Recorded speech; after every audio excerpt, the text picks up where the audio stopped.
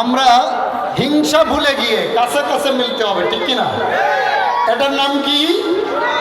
আরো জোরে, কোরআন শরীফ। এই কোরআন শরীফ যে কোনো আলোচনার আগে সে যে কোনো রাজনৈতিক বিদ্রোহ অনেক সময় এই কোরআন তেলাওয়াত করেই শুরু করছে, কিন্তু বিগত 17 বছর কোরআন তেলাওয়াত বাদ দিয়ে মমতাজের গান চলছে। কথা কয় না রে? যে কথা না কইব আবু জাহেলের আপন খালাতো ভাই, ঠিক কিনা জোরে কও? আমি কোরআন শরীফ শপথ করে বলতেছি, আমি কোনো রাজনীতি রস করব না। আমার কথা হলো আবু জাহেলের কথা বললে যা চুলকাবে তে আবু জাহেলের আপন খালাতো ভাই। কথা কয় না কেন? কারণ এই কোরআন শরীফে খালেদের নামও নাই, আসিনার নামও নেই। তা আপনার অ্যালার্জি থাকলে চুলকাইব, আমার করার কিচ্ছু নেই। কথা কয় না কেন? আল্লাহ রাব্বুল আলামিন বলেছেন, যহারাল ফাসাদু ফিল বাররি ওয়াল বাহরি বিমা কাসাবাত আইদিন নাস। সূরা রুমের 41 নম্বর আয়াত। কত? সবাই বলেন। আমি গল্প কিচ্ছা কাহিনী করব না, দলিল দিয়ে যাব। 3 ঘন্টা ওয়াজের দরকার নাই, ওয়াজ কোরআন হাদিস দিয়ে হইলে 1 ঘন্টায় যথেষ্ট। কি বলেন? আল্লাহ রাব্বুল আলামিন বলেন, আমি যে গজব দিই এটা আমি দিই না, এটা তোমাদের 2 হাতের কামাই। হাদিস শরীফ আসছে, বুখারী 342 পৃষ্ঠার হাদিস, আলেমরা আসছেন। আল্লাহর নবী বলেছেন, ওয়াইজা কানা উমুরুকুম শিরারকুম আগনিয়াকুম বুখালাউকুম উমুরুকুম ইলা নিসাইকুম। আল্লাহর হাবিব বলেন, এমন একটি জামানা আসবে তোমাদের মাঝে, 4টি জিনিস যদি তোমরা বেশি বেশি দেখো কিয়ামতের অপেক্ষা করো। কয়টা জিনিস? সবাই বলেন আরো জোরে। ভাই মুখস্থ করে বাড়িতে যাবেন। কি কন? 2 দিন মাহফিল না, 3 দিন পরে চার দোকানে বসে বলবেন যে কোন হুজুরের কথাটা আপনার কাজে লাগছে। আজকে বাংলাদেশে প্রতিদিন মাহফিল হয়, হুজুরের কণ্ঠ যত বেশি ভালো, হুজুরের কণ্ঠাকও তত বেশি। 50, 60, 70, 80, 90 হুজুরের আনতে 1,20,000 লাগে। এটা হুজুর না, এটা কুরবানির গরু। আমি কোরআনের কথা বলবো, কণ্ঠা কিস আমারে মুট করে দিব, আমি চলে যাব। আমি তো আপনার গরু বিক্রি করি না। আজকে কন্ট্যাক্ট করে ওয়াজ হয়, এর জন্য মসজিদের জুতা চুরি হয়, হেদায়েতের গোষ্ঠী ওঠে। কথা কন না কেন? আমি টাকার বিরুদ্ধে আছি, কারণ আমি প্রত্যেক মাহফিলে যে মনে করি এটা আমার জীবনের প্রথম মাহফিল না শেষ মাহফিল। কে দাওয়াত দিব আর না দিব আমার দরকার নাই। আর রাজ্জাকু যুল কুওয়াতিল মাতিন, রিজিকের মালিক কে? আরো জোরে। আমি বলতেছিলাম, নবীজি বলেন, 4টি জিনিস যদি তোমরা বেশি বেশি দেখতে পাও, মনে করবা কিয়ামত নিকটে চলে আসছে। কয়টা? সবাই বলেন। আমি মজা পাচ্ছি না, আরো জোরে।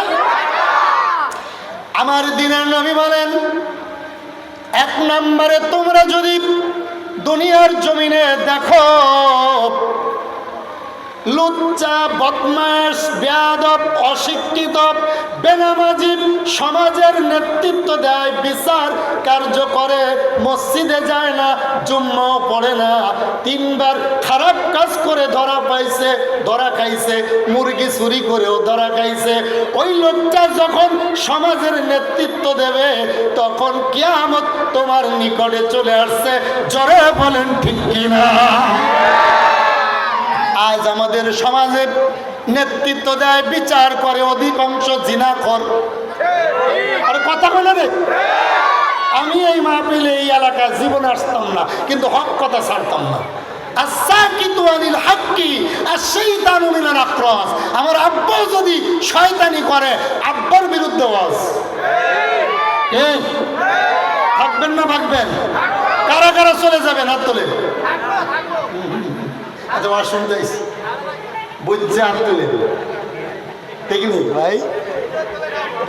1 নম্বরে, কয় নম্বর? বাড়িতে ওয়াজ নেবেন, বাড়িতে। বাড়িতে কোথায়? আল্লাহর হাবিব বলেন 1 নম্বরে চরিত্রের মানুষ, জিনাখোর, অশিক্ষিত, সমাজের নেতৃত্ব দেবে, বিচার করবে। ওই শয়তান বাড়িতে না থাকলে বিচার হবে না। তোমরা অপেক্ষা করো কোন দিন কিয়ামত হবে। 2 নাম্বার, পুরুষের উপরে নারী যখন কর্তৃত্ব করবে, আমার বউ আমার কথা শোনে না, আমার বাজার পছন্দ হয় না, আমি কাপড় কিনলে পছন্দ হয় না, ও বাজারে যাওয়ার জন্য চেষ্টা করে।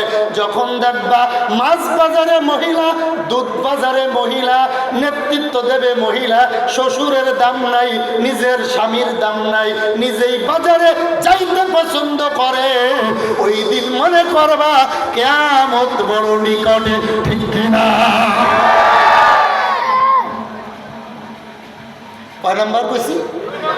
নাম্বার 3, রসুল আমার বলেন, দুঃখ করে বলেন, রহমত যেদিন দেখবে নারীরা ঘুরে ঘুরে ক্ষমতায় যাবে, পুরুষের কোনো দরকার নাই। কয়দিন আগে সারাবারা খাতুন, অর্থাৎ সায়রা খাতুন, কথা বলেন, স্বরাষ্ট্রমন্ত্রী ছিল, দীপুমণি ছিল পররাষ্ট্রমন্ত্রী। এই দেশে কি বেটাগিরি মারা গেছে না? কথা বলেন। আমার নবীজি দুঃখ করে বলেন, যেদিন তোমরা নারীরকে নেতা মানবে, পুরুষেরা ঘরে থাকবে, মহিলারা তোমার টাকা নিয়ে বাজার করবে। তোমার বিদেশের টাকা পাঠাইলে বাবার নামে অ্যাকাউন্ট করে না, শ্বশুরের নামে করে না, নিজের ভাইয়ের নামে করে না, লাইলির নামে অ্যাকাউন্ট করছে। আর এই লাইলি তোমার টাকা নিয়ে বাজার করে তোমার শালার বিয়ের অনুষ্ঠানে খরচ করে, তোমার শালির বিয়ের অনুষ্ঠানে খরচ করে। তোমার মা তোমার টাকা খাইতে পারে না, তোমার বোন তোমার টাকা পায় না, তোমার ভাই তোমার টাকা পায় না, তোমার টাকা শ্বশুর বাড়ির সবার কবরস্থানেও সেই কাপড় যায়। ওই মুর্তার মরে গেলেও তোর টাকা দিয়ে হয়। তুই 20 লক্ষ টাকা ব্যাংকে রেখেছ, 10 বছর পরে এসে দেখে টাকাও নাই, ঘরে লাইলিও নাই। কথা কেন রে? আমি এখন খাইছি না, উচিত কথা কইলে নাকি ভাত না মেলে, আল্লাহ ভালো জানে। ভাত দরকার নেই, দরকার হলে রুটি খাবো। কথা কন না কেন? এক যুবকে অনেক বেশি খায়, তো একদিন বলতেছে, ভাই দুঃখের কথা কি বলবো, আজ মুখে লুচি নাই, 42টা রুটি মারছি। কি নাই? কথা কয় না, মুখে কি নাই, কয়টা মারছে?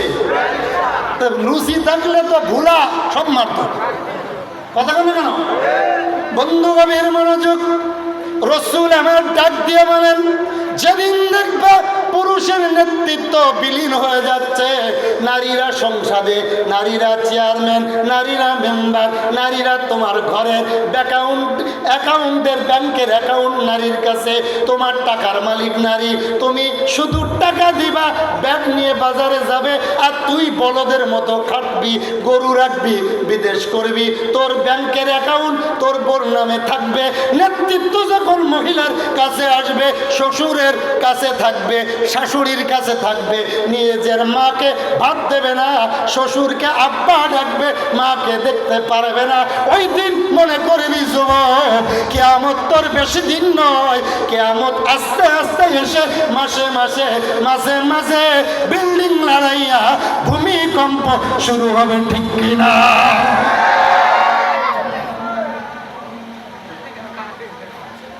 ঠিক নেই ভাই? হচ্ছে না? হচ্ছে না? তুই না বলদ, তোরা বলদ, তোর মারা বাদ দিস না, শাশুড়িকে সাইকেল কাপড় কিনে দেয়, শাশুড়ি আবার মাশাল্লাহ ফান দিতে পারে। আমার জামাইটা না আন্তর্জাতিক সভ্য, এটা না শুই নিয়ে যে সভ্যর দেখছেন কি, আমি ভোলা সরফেশন যাই লই না, 7 খান শাড়ি কিনে নিয়ে আসবো, কিন্তু মা না খেয়ে মরে। এমন বলদ ভুলা এলাকায় আছে না নাই? আরো জোরে। তাহলে 3 নাম্বার, নারীর নেতৃত্ব যখন বেশি বেশি চলবে।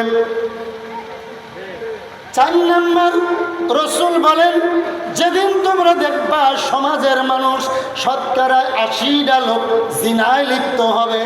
কয়টা? আপনাদের এলাকায় বিদেশি আছেন?